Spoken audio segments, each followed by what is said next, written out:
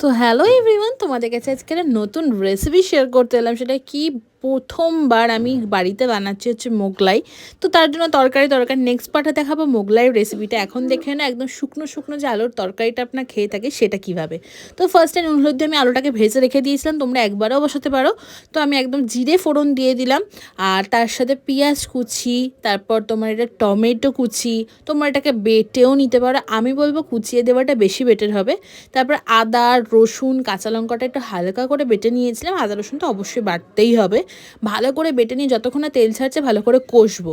কষা হয়ে গেলে যতটা পুরো আলু ছিল দিয়ে দিলাম। অল্প করে হলুদ, জিরে, ধনে কিন্তু অবশ্যই ম্যান্ডেটারি।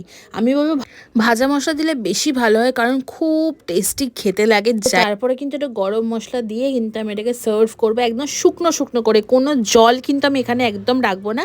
আর লাস্টে একটু কাসুরি মেথি দিয়ে দিলাম। দেখতে পাচ্ছ কতটা টেস্টি দেখতে লাগছে।